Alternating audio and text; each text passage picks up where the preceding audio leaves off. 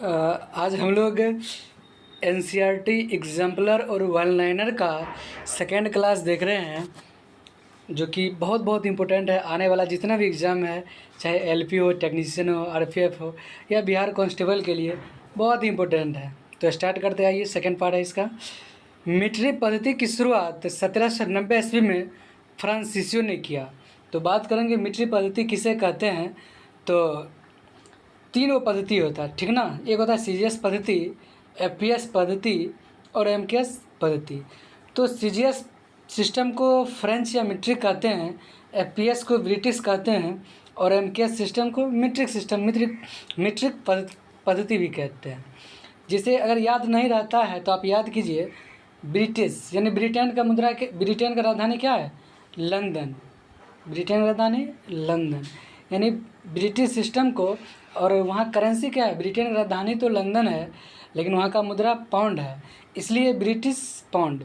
FPS system को British system भी कहते हैं, सीजीएस हो या एमकेएस, फ्रेंच या मीट्रिक सिस्टम, लेकिन एफपीएस को ब्रिटिश। अब बात करेंगे एक पाउंड बराबर कितना होता है। तो याद रखना, एक पाउंड बराबर 453.6 ग्राम। एक पाउंड बराबर कितना होता है? 453.6 ग्राम। तो पूछेगा, बताइए ये तो ग्राम बताए, केजी में कितना होगा? तो एक पाउंड बराबर 0.453 kg, 0.453 kg। 1 pound is equal to 0.453 kg। The next question, घड़ी के सेकंड की सुई की गति वर्तुली गति का उदाहरण है। घड़ी के सेकंड की सुई वर्तुली गति का उदाहरण है। एक निश्चित समय अंतराल में दोहराव आवृत्ति गति का उदाहरण है। एक ही समय बार बार कोई गति करते हैं ना, एक निश्चित समय अंतराल में, उसी को कहते हैं दोहराव यानी आवृत्ति गति। आगे है, जो स्वयं प्रकाश उत्पन्न करता है उसे क्या कहते हैं? दीप्त पिंड। जो स्वयं प्रकाश उत्पन्न करता है उसे दीप्त पिंड। देखिए यहाँ से तीन बात क्लियर होगा। एक है प्रदीप्त, जो खुद के प्रकाश के चमकेगा, जो खुद के प्रकाश के चमकेगा उसे कहते हैं प्रदीप्त, जैसे एज फॉर एग्जाम्पल सन यानी सूरज। दूसरा अप्रदीप्त वस्तु, वैसा वस्तु जो दूसरे के प्रकाश से चमके उसे अप्रदीप्त वस्तु कहते हैं। इसका एग्जाम्पल है मून यानी चंद्रमा। अगला है, एक है प्रतिदीप्ति। प्रतिदीप्ति क्या है?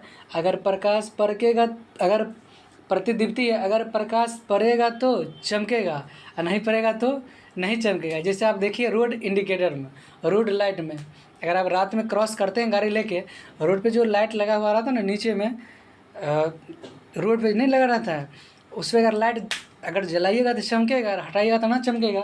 वही होता है प्रतिदीप्ति, प्रकाश पड़ेगा तो चमकेगा और नहीं पड़ेगा तो नहीं चमकेगा। इसका बेहतरीन एग्जाम्पल है रोड इंडिकेटर। अब बात रहा प्रतिदीप्ति, तो याद रखिएगा प्रतिदीप्ति का ऐसा मात्रक लक्स होता है। प्रतिदीप्ति का ऐसा मात्रक क्या होता है? लक्स। और प्रतिदीप्ति पुंज का ल्यूमेन। प्रतिदीप्ति पुंज का ल्यूमेन। आगे है, पिन होल कैमरा से बना छवि वास्तविक उल्टा और पार्श्व होता है। पार्श्व मतलब जैसे अगर लेफ्ट हैंड अगर उठाइएगा तो अगर आप देखिएगा तो लगेगा राइट हैंड उठा रहा है, इसी को बोलते हैं पार्श्व, ठीक ना। पिन हॉल कैमरा से बना छवि वास्तविक उल्टा और पार्श्व होता है। अब बात करेंगे आँख का लेंस कैसा होता है। आँख का लेंस उत्तल लेंस तरह काम करता है। और रीडिंग लेंस में भी, अगर पढ़ने के लेंस में भी, रीडिंग लेंस में भी उत्तल लेंस, आँख का लेंस उत्तल लेंस। लेकिन पूछेगा आँख के लेंस में सर्वाधिक क्या पाया जाता है? तो प्रोटीन पाया जाता है, मैक्सिमम प्रोटीन पाया जाता है। और आँख में, हमारे आँख में जो प्रतिबिंब बनता है कैसा बनता है? तो एक दूसरे के आँख में डाल के देखिए, अगर यकीन नहीं होता है तो कैसा बनता है इसे हम बता दे रहे हैं। वास्तविक उल्टा और छोटा। आँख में जो प्रतिबिंब बनता है ना, वास्तविक उल्टा और छोटा प्रतिबिंब बनता है। कैसा बनता है? वास्तविक उल्टा और छोटा। आगे, विद्युत धारा की दिशा धन से ऋण तथा इलेक्ट्रॉन की दिशा ऋण से धन होता है। अगर आपको याद नहीं रहता है, आपको तीन बात याद है, हमें पता है आपको याद है क्या क्या, सुनिए। जैसे इलेक्ट्रॉन पर ऋण आवेश होता है, प्रोटॉन पर धन आवेश होता है, न्यूट्रॉन आवेशहीन होता है। और इलेक्ट्रॉन होता है ऋण आवेश, यानी ई होता है निगेटिव, यानी इलेक्ट्रॉन होता है, इसका दिशा होगा निगेटिव से पॉजिटिव, यानी ऋणात्मक से धनात्मक, यानी ऋण ध्रुव से धन ध्रुव इलेक्ट्रॉन की दिशा। तो इलेक्ट्रिक करंट विद्युत धारा को उल्टा दीजिए, क्या होगा? धन से ऋण। आगे है एक स्विच, आगे है स्विच एक सरल युक्ति है। सही बात है, स्विच एक सरल युक्ति है जिसका उपयोग परिपथ को चालू या बंद करने के लिए किया जाता है। स्विच क्या है? जैसे गांव में क्या, घर, अपने घर में देखिए ना, अरे मान लीजिए अभी करंट है तो स्विच अगर ऑन कीजिएगा तो पंखा चलेगा, फैन चलेगा, बल्ब जलेगा, ऑफ कीजिएगा तो नहीं चलेगा। कभी क्वेश्चन पूछता है कि बताइए आप स्विच जो कहते हैं इस सीरीज में लगा होता है कि पैरेलल में, तो आपको जवाब देना है स्विच सीरीज में लगा होता है, और फ्यूज जो होता है ना, और ये भी सीरीज में ही लगा होता है, लाइव वायर यानी जीवित तार में जिसमें करंट हो। और याद रखिएगा, और फ्यूज का रेटिंग जो है एम्पियर में मेजरमेंट करते हैं। आगे है, फिलामेंट में टंगस्टन धातु के पतले तार का उपयोग किया था। क्वेश्चन आएगा कि बताइए विद्युत बल्ब के फिलामेंट में कौन तार का उपयोग करेंगे, मोटे तार कि पतला तार, आपको जवाब देना है। फिलामेंट में टंगस्टन धातु के पतले तार, मोटा तार नहीं, पतले तार का उपयोग किया जाता है। याद रखिएगा, टंगस्टन का गलनांक होता है 3380 डिग्री सेल्सियस, 3380। लेकिन पूछेगा जलते हुए बल्ब का गलनांक कितना, तो आपको जवाब देना है 1500 से लेकर 3000 यानी 2500 अप्रोक्स कर सकते हैं। 1500 से लेकर 2500 डिग्री सेल्सियस से जलते बल्ब में जो फिलामेंट लगा होता है टंगस्टन, उसमें था 1500 से 2500 डिग्री सेल्सियस। लेकिन अभी वैसे पूछेगा डायरेक्ट कि बताओ विद्युत बल्ब में जो फिलामेंट लगा होता है टंगस्टन का गलनांक कितना होता है, तो बोलना 3380 डिग्री सेल्सियस। आगे है मैग्नेटाइट चुंबक, मैग्नेटाइट या चुंबक सबसे पहले मैग्नीशियम नामक स्थान पर खोजा गया, सही बात है। आगे है स्वतंत्र लटका हुआ चुंबक सदैव उत्तर दक्षिण दिशा में रुकती है। अब जैसे चुंबक है, चुंबक में देखिएगा ना तो नॉर्थ से निकलता है और साथ में जाके विलीन होता है। अरे चुंबक के बाहर उत्तरी ध्रुव से निकलता है और दक्षिणी ध्रुव में विलीन होता है। चुंबक के बाहर उत्तरी से दक्षिण, लेकिन पूछेगा चुंबक के अंदर कहाँ, तो चुंबक के अंदर दक्षिण से उत्तर। चुंबक के बाहर उत्तर से दक्षिण और अंदर, चुंबक के बाहर उत्तर से दक्षिण जाता है, जबकि चुंबक के बाहर उत्तर से दक्षिण, तो अंदर में कहाँ, अंदर में दक्षिण से उत्तर।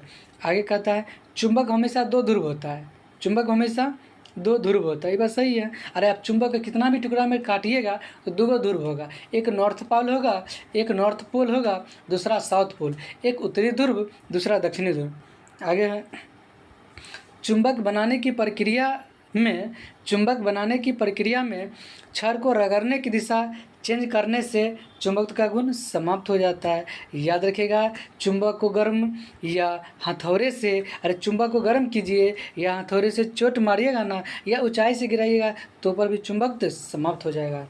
अगर मैग्नेटाइट एक प्राकृतिक चुंबक है, मैग्नेटाइट क्या है, तो प्राकृतिक चुंबक है। कोई पूछेगा जरा बताओ मैग्नेटाइट का सूत्र क्या होता है, तो आपको जवाब देना है Fe2O3, Fe2O3, Fe2O3। आगे है नाक के बाल तथा श्लेष्मा का काम, अरे नाक के बाल तथा श्लेष्मा का काम धूलकण को अंदर जाने से रोकना। नाक में जो बाल होता है ना, ये वातावरण में जो धूल होता है ना वायुमंडल में, ये अंदर नहीं जाने देता, इसको क्या करता है, रोकता है। आगे जल चक्र में वायु महत्वपूर्ण भूमिका निभाती है, सही बात है, जल चक्र में वायु महत्वपूर्ण भूमिका निभाती है।